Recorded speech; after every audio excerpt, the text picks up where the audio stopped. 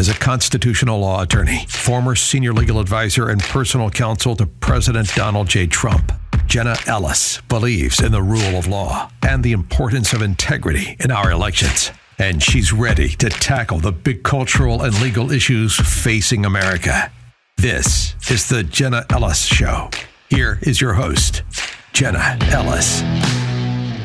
Is Donald Trump getting arrested? Well, hello, friends, and welcome to another episode of the Jenna Ellis Show. I'm Jenna Ellis, and these are the kinds of headlines that you would think you would only see in a totally third world country that doesn't have law and order, that doesn't have a U.S. Constitution, and certainly doesn't have due process. But this is where we are at in American society when a former sitting president who is running for re-election in 2024 is the object of political persecution and such a manipulation of law enforcement that a DA that is funded by George Soros is manipulating himself into a legal pretzel just to try to render an indictment and arrest of Donald Trump. So people are rightly outraged about this, and we are going to talk here today about everything you need to know about the possible pending Donald Trump indictment right after this.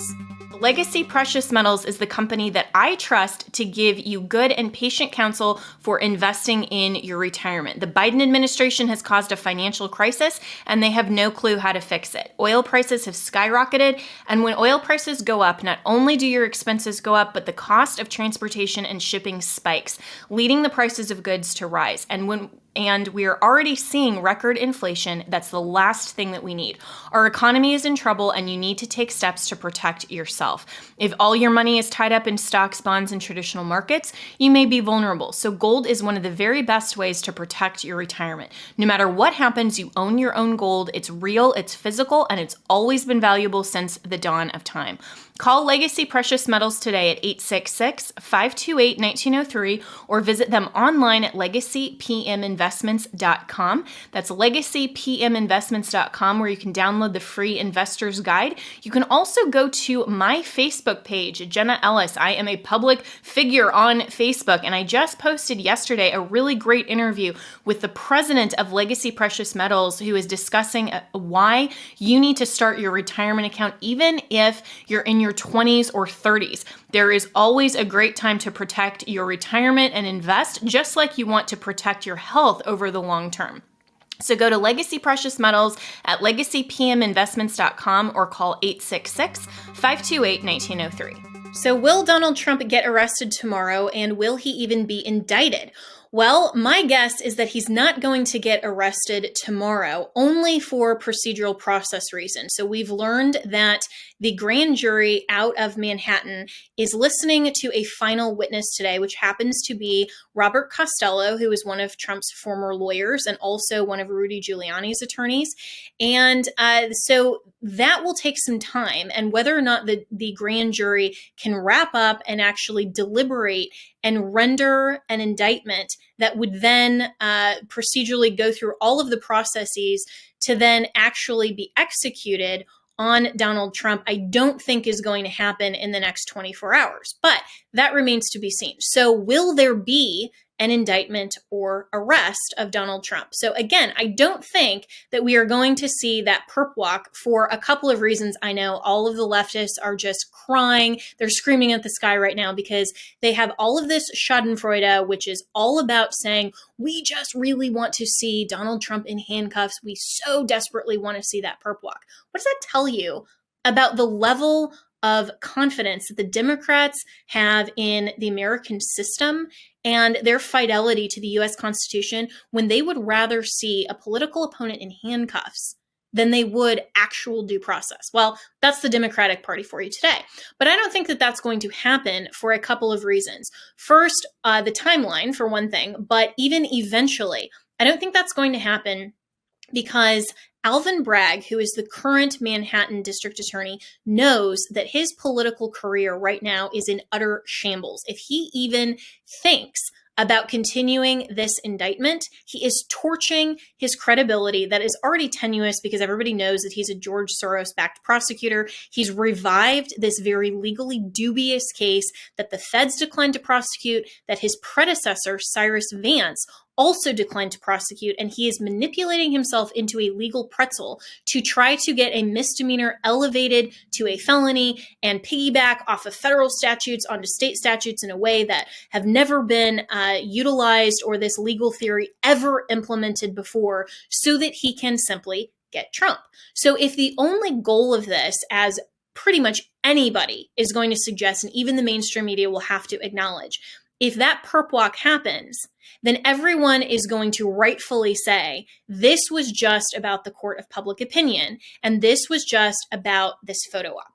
But second, President Trump's current lawyers have said openly and publicly that they are talking to law enforcement in Manhattan and collaborating with Secret Service, because of course, President Trump still has that protection, and going through all of the proper legal channels if an indictment is rendered.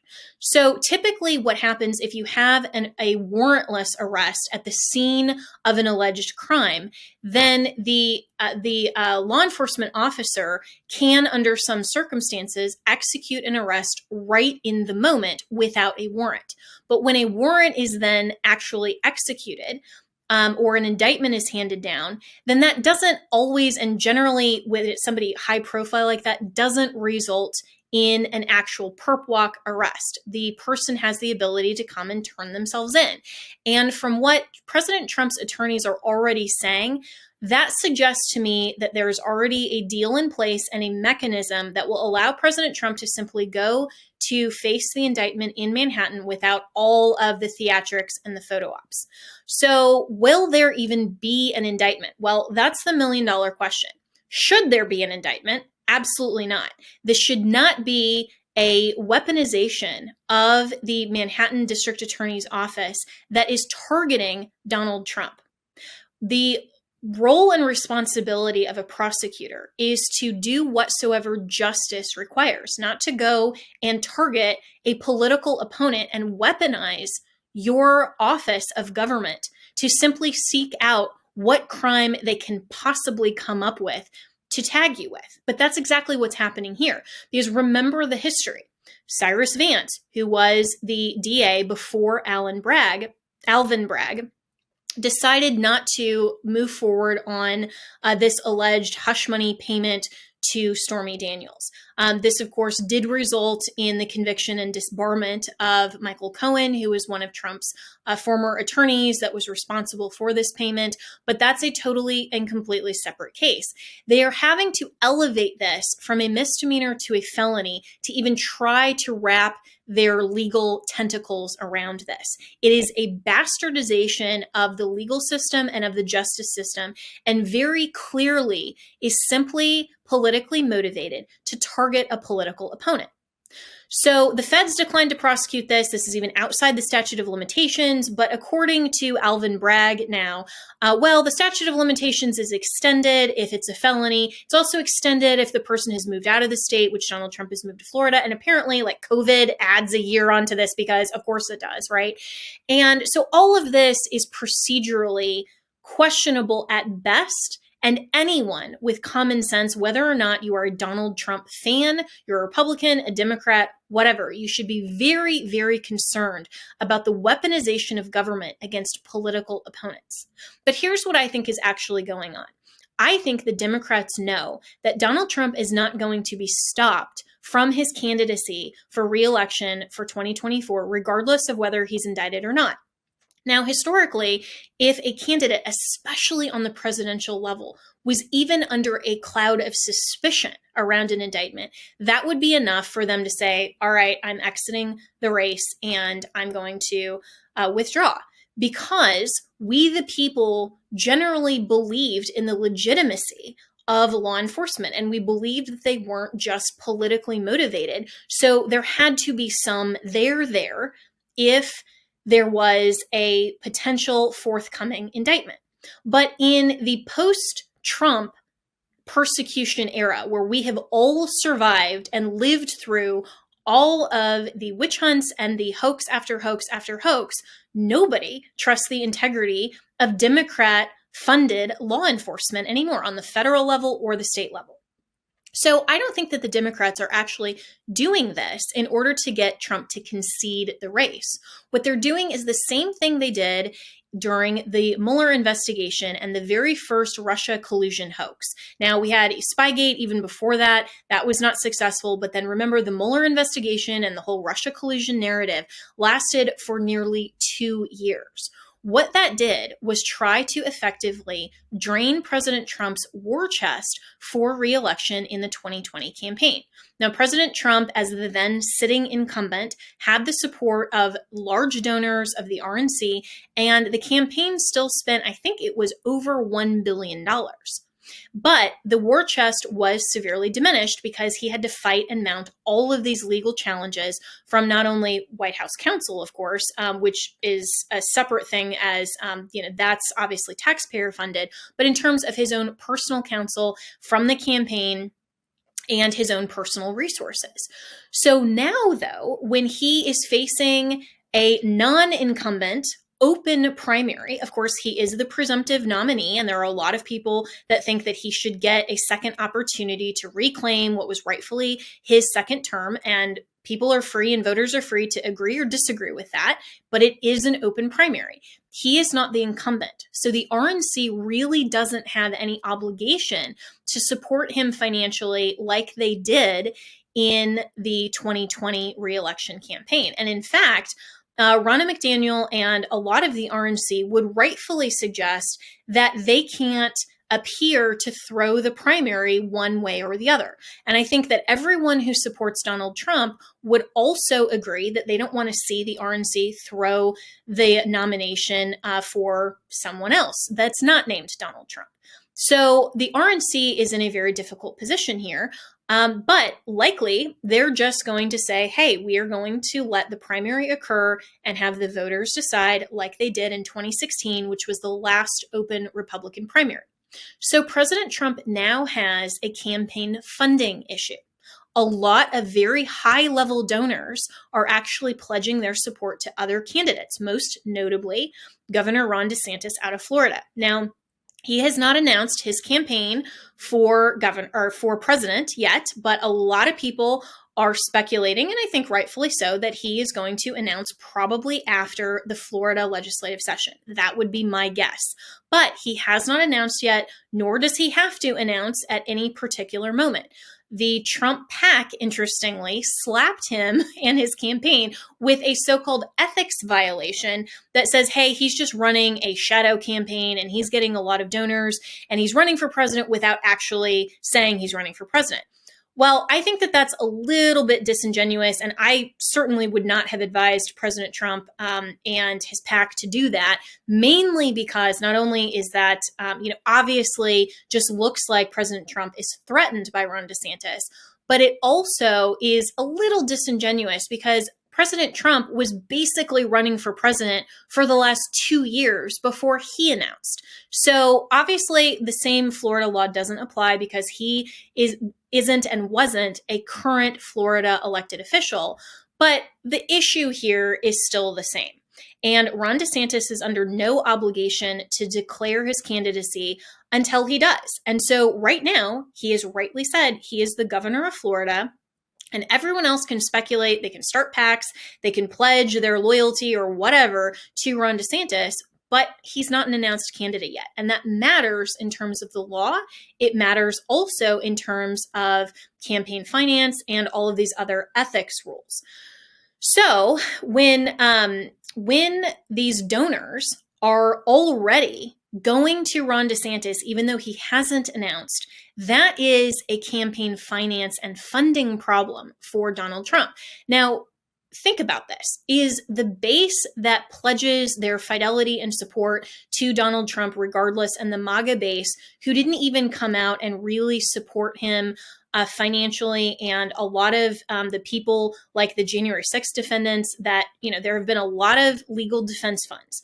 But are we really suggesting that these people are going to be the ones that fund his campaign to the tune of $1 billion plus? No, I think that a lot of people, MAGA, the ultra MAGA included, they are going to give as much as they can to President Trump. And if that's what they want to do, they absolutely should. But President Trump needs top donors. A lot of those are going to Ron DeSantis and other candidates. And I think that the Manhattan DA likely knows this. The Democrat National Committee certainly knows this. So they know that it's going to be a financing issue for the Trump reelection campaign if they're going to make him squander and spend so much on a necessary but ultimately politically motivated legal defense. Now, that bothers me as an American citizen and as someone who wants to be able to vote for a candidate regardless of any of the other political ridiculous optics or the tactics of the opposing party. I don't want the Democrats to just drain President Trump's war chest and not allow him to effectively mount a serious campaign just because they're so afraid that he might be reelected. That is shameful. That's un-American. That is not how our system of government and certainly not how our free and fair elections are supposed to work. But I think that that is the real motivation, among other things, of course, the political optics, because it's just never a good thing when you're a candidate and have an indictment around your campaign. That's just never a good thing for moderates or potential, undecideds. Not a good thing. But I think the base motivation is that the Democrats know that this is going to really challenge the funding of the Trump 2024 campaign. So if this matters to you, donate to President Trump if you want to. Donate to his campaign. But also call your sitting members of Congress, call Kathy Hochul, who is the sitting governor of New York, who has not condemned this overtly malicious and outrageous prosecution, and encourage Representative Jim Jordan, who is chairing the Weaponization of Government Committee that will hopefully have some really good legislation out of this committee that should be bipartisan. This is not how we conduct ourselves in America. The left likes to say that, well, no one is above the law. Well, no one is below the law either. And what I mean by that is that, yes, no one is above the law, whether your name is Donald Trump or Hillary Clinton. But no one is below the law either, that if your name happens to be Donald Trump, you don't get the same due process and constitutional protections against malicious prosecution that everyone else and every other presidential candidate has gotten. So I think that this is an outrageous exercise in malicious persecution and weaponization of government. So the last thing that we need to talk about, at least for today, and we'll see how the story goes, and we'll definitely follow this here on the Jenna Ellis Show. You can also listen to my radio show from 8 to 9 a.m. Eastern, or the podcast version that goes out after at afr.net. That's American Family Radio Network.net. So afr.net. You can follow us also at Jenna Ellis AM. And you can, of course, follow me on social media. Click subscribe on this podcast wherever you are streaming. That really helps us, but it also helps you because then you never miss an episode as soon as it drops. So definitely subscribe on Rumble, well over and above YouTube, but also wherever you stream. So the last thing, though, is that Governor Ron DeSantis, who, of course, is in everyone's mind already a presidential candidate, but he is not, in fact, a presidential candidate, had not until today responded to any of the media stories or President Trump's Truth Social postings that an imminent indictment and arrest was forthcoming. Of course, he is the governor of the state of Florida, where Donald Trump happens to be a resident and citizen of the state of Florida. But let's think about this from the perspective of what that actually obligates Ron DeSantis to do in this instance. Well, a lot of people are suggesting that he should refuse to extradite President Trump, and there should be this standoff at Mar-a-Lago, and, don't ever go up to New York again, and all of these things. Well, Donald Trump's own attorneys have said that they don't want that, and they're going to comply with law enforcement. So an extradition order and anything of this nature probably won't even come across Ron DeSantis' desk. I have not heard a genuine speculation or opinion that's legally sound that would ask any substantive legal question about the current power of a sitting governor of the state of Florida to interact with this in any way, shape, or form. So what does that obligate Ron DeSantis to do? Well, I think he was actually very tactful by not responding to any of the speculation. He's not just being given to responding to the news cycle with this knee-jerk reaction. And, that's kind of novel, right? Over the last few years, when we have come as a Republican base to be so accustomed to Donald Trump responding to everything. Now, that's Trump's style, and that's totally fine. I personally loved that about Donald Trump. I still love that about him. But I think that it's a different style, and it shows a much more reserved leadership and strength to be able to wait and see about the facts. We talk on the show all the time. Wait and see. The facts need to come out first. And I think it was actually incredibly wise of Ron DeSantis not to just run out there and speculate with his own opinion. He's not a political commentator. That's what I'm paid to do. I get to comment on all of these things with legal expertise, with opinions, and with my own personal comments and commentary. That's great. That's what commentating is for. But for a sitting governor, what does it benefit him other than to try to bow to the Twitter mob who is suggesting that even though he's not a currently announced presidential candidate, he has some obligation to weigh in on this, very localized weaponization of law enforcement? Now, of course, he doesn't agree with it, and he came out today and said that. But I don't think he needed to say that in the first 5 minutes or even the first 72 hours of this. This isn't a moment that he actually has the power to do anything about it. Notably, no other Republican governors were asked by the MAGA base to weigh in on this. Sarah Sanders, who was President Trump's former press secretary and the current sitting governor of Arkansas, she didn't weigh in on this. She still hasn't, to my knowledge. Everybody's okay with that, but they're expecting Ron DeSantis to act like a presidential candidate, like Donald Trump, when he hasn't even announced yet. And by the way, isn't that exactly what the Trump PAC's ethics violation is accusing him of doing? So why would he go and simply give more credence to that particular allegation? I think he's being very smart. But he did hold a press conference today on what he's actually getting done in the free state of Florida. And I would add that he is the only current Republican governor who is actually doing something meaningful about the Soros-funded district attorneys. Remember, he is the one that relieved the state attorney of his post who had said that he was going to decline to prosecute any of the offenses that he didn't feel he personally agreed with under this kind of woke mentality, right? Well, Ron DeSantis said, hey, you can't do that. That's not part of your job description. You don't have that broad sweeping discretion to say you don't personally like a law of the legislature, so you're going to act like a petty tyrant. And Ron DeSantis relieved him of his post. He was a Soros-funded DA, according to DeSantis's office and the reports that have surfaced. So that's actually doing something meaningful about this. I mean, what do people expect, that Ron DeSantis is going to go and try to get rid of a Soros prosecutor up in the state of New York? Well, no. So what are people actually suggesting that DeSantis do? Well, they're either going to suggest he act like a presidential candidate, which simply plays into the ethics violation allegation, or they're going to suggest that he needs to get out and rally with Trump and he needs to stand with Trump, which only further feeds into the base. And that actually is exactly, I think, what Donald Trump wants. He has openly said that he wants Ron DeSantis' loyalty. So for a wide variety of reasons, especially his fidelity to his own current elected office, he hasn't said he's going to run for another one. Ron DeSantis waited. And today, in a press conference on something totally different where he's talking about the business of the state of Florida, a reporter asks him a question. Now, he could have chosen to decline that. He could have evaded, could have said no comment on it. But because he was asked in the midst of a press conference, he openly responded. I want you to listen to his entire response, which is only a couple of minutes, but not the cherry-picked little quotes that a lot of people on social media, or obviously the mainstream media, are going to cherry-pick to try to frame his response. This is what he actually said. Yes, ma'am. Hi, Megan from the Florida Standard. We wanted to know what your thoughts are on the rumored Trump indictment, and if you have any role in it. If charges are brought on him, will you have any role in extradition to New York? So I've seen rumors swirl. I have not seen any facts yet, and so I don't know what's going to happen.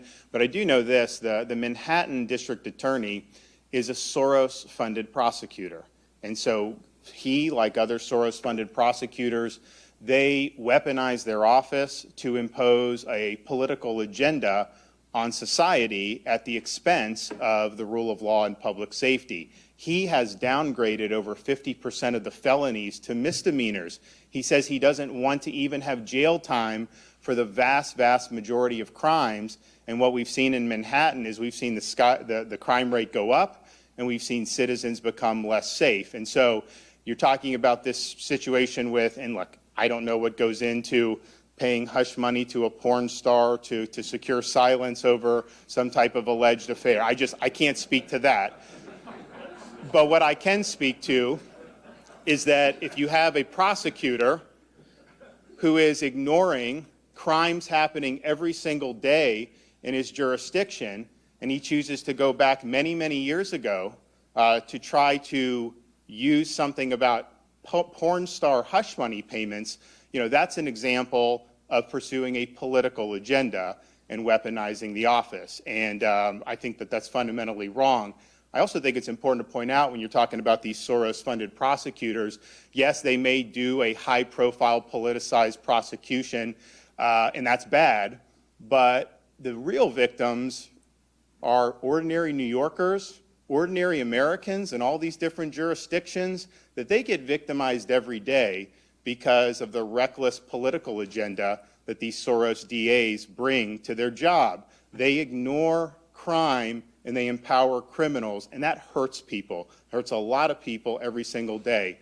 These Soros district attorneys are a menace to society, and I'm just glad that I'm the only governor in the country that's actually removed one from office during my tenure.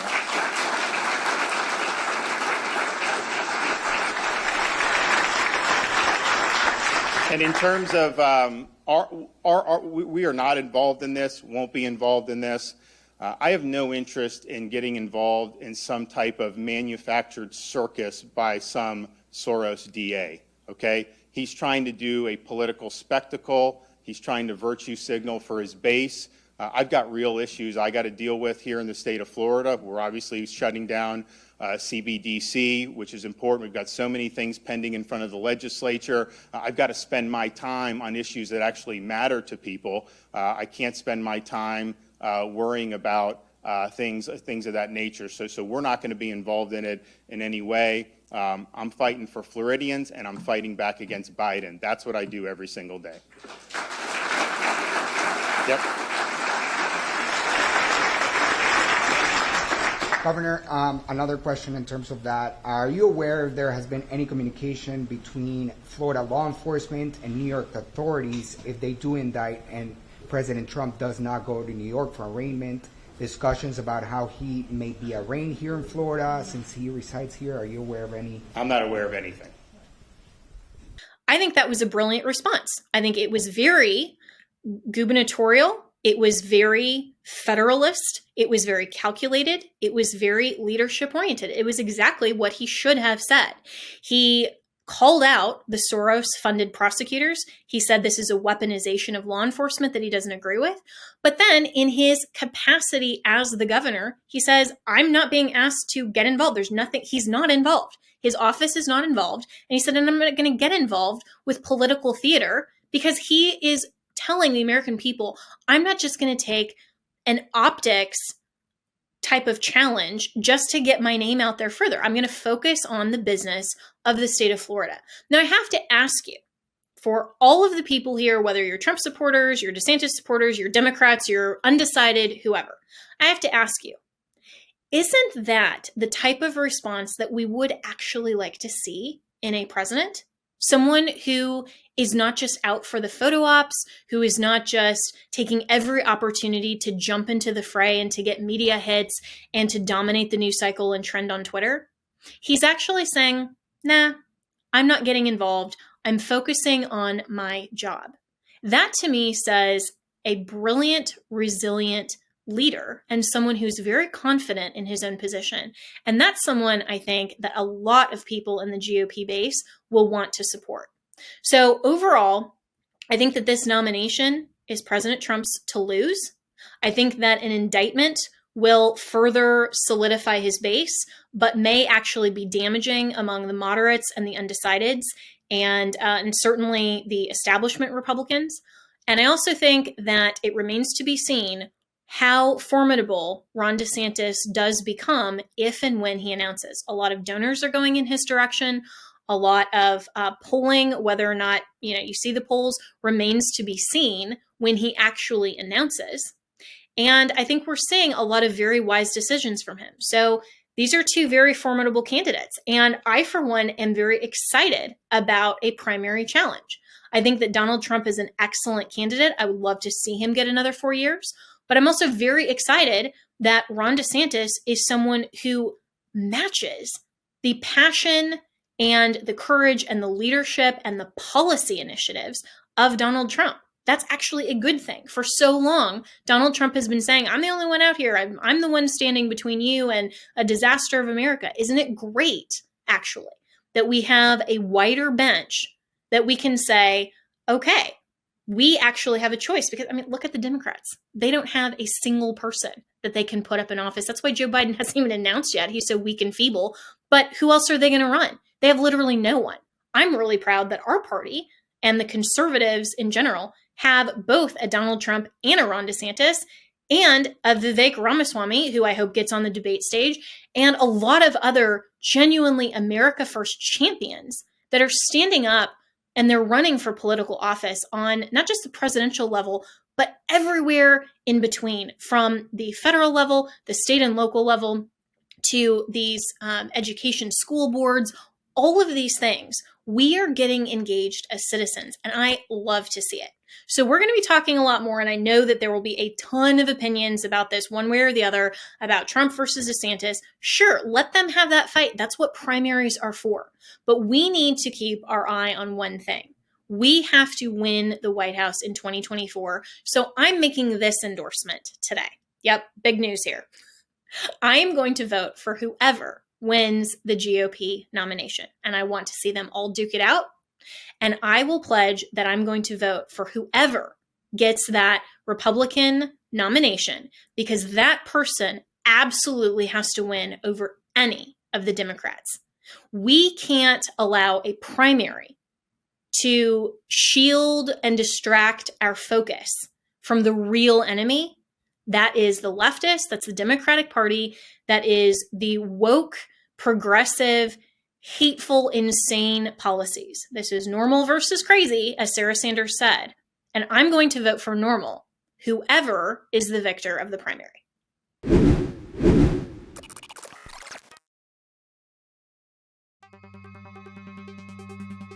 Legacy Precious Metals is the company that I trust to give you good and patient counsel for investing in your retirement. The Biden administration has caused a financial crisis, and they have no clue how to fix it. Oil prices have skyrocketed, and when oil prices go up, not only do your expenses go up, but the cost of transportation and shipping spikes, leading the prices of goods to rise. And we are already seeing record inflation. That's the last thing that we need. Our economy is in trouble, and you need to take steps to protect yourself. If all your money is tied up in stocks, bonds, and traditional markets, you may be vulnerable. So gold is one of the very best ways to protect your retirement. No matter what happens, you own your own gold. It's real, it's physical, and it's always been valuable since the dawn of time.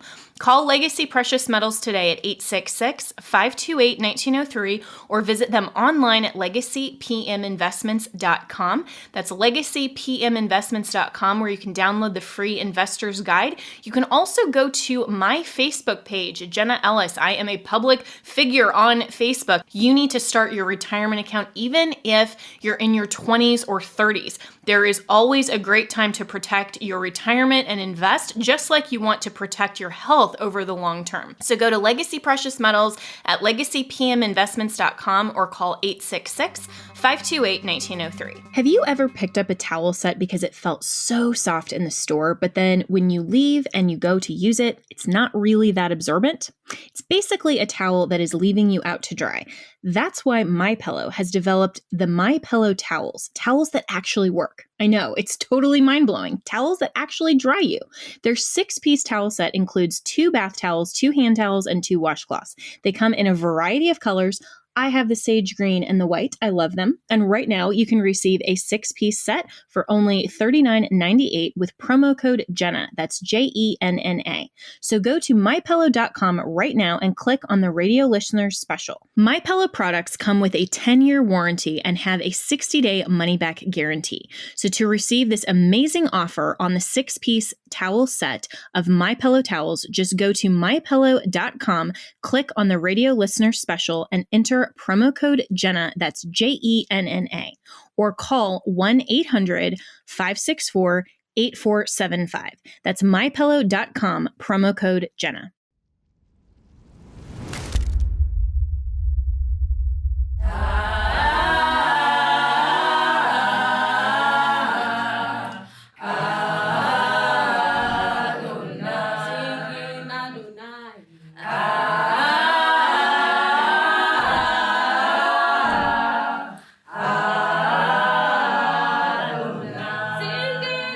But we have to adhere to His plans and His word and how He says to do things. We can't just do it our way and think that it's going to be okay. When God gives you a detail, He expects you to follow the detail. He doesn't expect you to argue and say, but I want to build the ark like this. He did not ask your opinion. He asked for your obedience. From the rising of the sun to the setting of the same, your name is to be hallowed. Adonai. From the rising of the sun to the setting of the same, your name is to be hallowed. Adonai. From the rising of the sun to the setting of the same, your name. This is the root of discipleship, is discipline. It is a testimony to the weakness of the church that we've gotten so heavy on motivational preaching, and the reason why is because the church has gotten so sloppy in discipline. To the setting of the same, your name is to be hallowed. Adonai. From the rising of the sun to the setting of the same, Tick-tock. It's the final hour. It's the final few plays. There's not very much time left. In fact, there's no time left whatsoever to be fooling around and messing around with greasy grace or corruption or any type of sin in your life and your ministry. It's time to get that out and focus wholly 100% on God. Amen? your name is to This is the prescription of obedience of what the Bible says about government. Follow the prescription or you're in trouble with God. How about training the next generation to be the next governors? Instead of just praying for them, how about we train them to be the politicians according to what the Word of God says they should be and do? There is a prescription for obedience in economics, in family life, in social issues. The Word of God touches all of these things. And if we go by the Word of God, we're blessed by the Word of God. But when they come to the house of God, you aren't just discipling next generation pastors. You're discipling next generation politicians and businessmen and industry people. You're teaching them how to be godly and salt and light in whatever vocation that they occupy. We don't need more bad preachers, but we need more good politicians. We need more honest businessmen. from the rising of the sun to the setting of the same. Your name is to be hallowed. Adonai. From the rising of the sun to the setting of the same.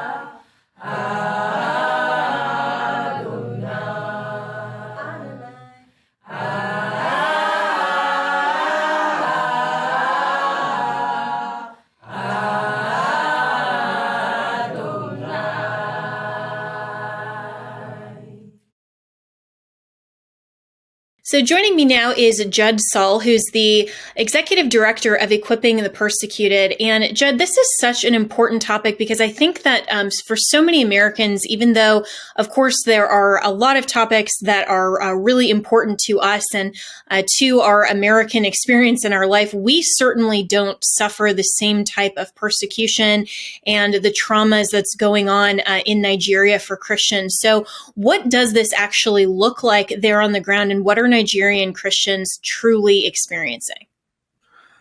Well, you have to start from a place of extreme poverty.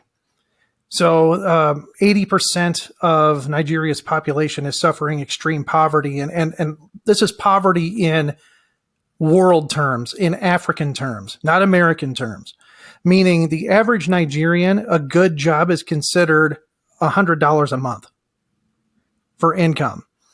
So you're starting from that premise, but then you have Christians who have lived there for a long time, been very faithful, and what you've seen over the last 13 years is a major increase in genocide against Christians, where the radical Muslims are conquering territory from the north, one village at a time, and they are saying either convert to Islam, join us if you want to continue to live here, or we're going to kill you. And systematically, that is what they're facing. And we're up to over something like 13 Christians are killed daily in Nigeria because of this persecution. Wow, that is so sad. And, this reminds me of some of the other countries, like Iran, for example, that they claim to have religious freedom, but it's a freedom to go along with what the government says you can support in terms of your religious freedom. And I think for a lot of Americans, we can certainly understand, because we're all very concerned that our own government will eventually get there in terms of persecution towards Christians, but we're not experiencing what Nigerians are at this moment. So why did your group and your ministry, Equipping the Persecuted, decide to focus specifically on Nigeria, and what type of relief are you bringing to the Christians there? I had started going to Nigeria about 10 years ago, working with another mission. It was a great mission. They were gospel focused. But as I saw the attacks increase, I noticed that there was a lot of missions that were afraid to get involved in these areas because it'd be too political, might jeopardize what they have doing there. And I just looked around and I started asking my fellow brothers and sisters in Christ, I said, what if somebody was here to respond to attacks within 48 hours? What if someone was to teach you basic security awareness skills, to help save lives? And they said, we need this now. We need this yesterday. And so that's when I started Equipping the Persecuted. And we've been able to, in a region that we operate in, it's in about 4 states, we're able to respond within 48 hours to aid right after attacks. That's food, that's medicine, helping pay for surgeries, helping widows and families find places to live. That's what we've been working on as far as our aid goes. But secondly, we're also trying to work on preventative measures and empowering and educating local villagers and essentially telling them, you don't have to put up with this.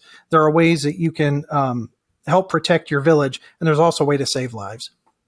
Yeah, and this is the type of ministry truly that Christians should be engaged in, and this type of humanitarian effort, but also bringing the gospel of Christ to countries like Nigeria, and of course supporting the Christians that are already on the ground. It reminds me how ill-equipped government is to do this same kind of humanitarian effort, because if we're relying on Congress to spend money, and there will ultimately be a lot more political contemplations than what the church and individual Christians like you with these types of ministries can provide. So how can people be engaged and support this ministry? Because I think a lot of Christians are so frustrated with what we see in terms of the lack of church responsibility to take care of the widows and orphans like the Bible commands. And so how can people get involved and help your ministry in truly being the hands and feet of Christ?